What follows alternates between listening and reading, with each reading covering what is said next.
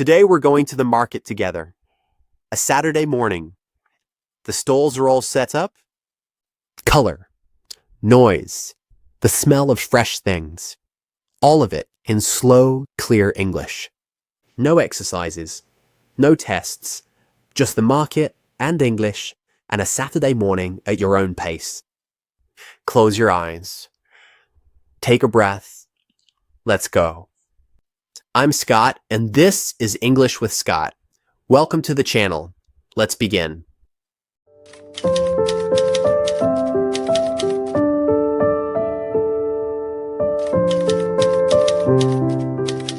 Close your eyes.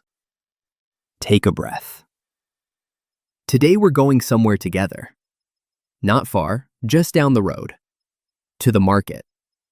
Just follow my voice. Let the English come to you.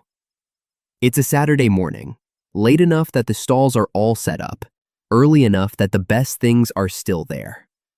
You can hear it before you arrive. Voices, movement, someone calling out a price. The particular energy of a place where things are being bought and sold, where people are moving with small purposes, baskets in hand. You turn a corner and it opens up in front of you. Rows of stalls under canvas awnings, tables covered in color, green, red, orange, yellow. The smell hits you at the same time as the sound. Fresh things, earth still on some of them, cold water on others. That particular market smell, vegetable and flour and something faintly sweet. You stand at the entrance for a moment, just taking it in. The noise, the color, the movement. All of it happening at once. All of it ordinary. All of it alive. You walk in slowly, no list, no rush, just looking, just being here. The first stall is vegetables, crates of tomatoes stacked carefully, each one a slightly different shade of red. Bunches of herbs tied together, rosemary, thyme, something leafy you don't recognize. A basket of courgettes, long and pale green. Another of aubergines, dark and glossy, almost too beautiful to eat. The seller is an older woman. She's talking to another customer, not to you. You pick up a tomato, feel the weight of it, the slight give of it under your thumb. You put it back carefully, move on. The next stall is bread. Loaves lined up on a wooden board, different shapes, different crusts. Some of them still warm. You can feel the heat from where you're standing. The seller is a young man. He hands a paper bag to a woman ahead of you. She tucks it under her arm and walks away. You look at the loaves for a moment. The sourdough is large and dark, dusted with flour. A smaller round one beside it, golden and soft looking. A long, thin baguette propped at an angle against the others. You point at the round one. He nods. He wraps it in paper without being asked. You tuck it under your arm the same way the woman ahead of you did, and you keep moving. Further in, the stalls are closer together, the paths narrower, the noise a little louder. Someone behind you says, "Excuse me," and you step aside. A woman with a large basket passes. It's already full. You wonder where she started, what she's cooking tonight. A whole meal in a basket. A whole evening planned. You keep walking. A cheese stall, wedges and rounds on a refrigerated shelf. Small labels in front of each one. Names you can't always pronounce. The seller is watching you without pressure. Not selling, just present. He offers you a small piece on a toothpick. You take it. It's sharp and crumbly and very good. You buy a small wedge. He wraps it in wax paper, folds it carefully, hands it over. You hold it for a moment, slightly cold through the paper. There's something satisfying about a purchase like that, small, considered, chosen properly. You move on. There are flowers now, buckets of them along the edge of the aisle. Tall ones at the back, shorter ones in front.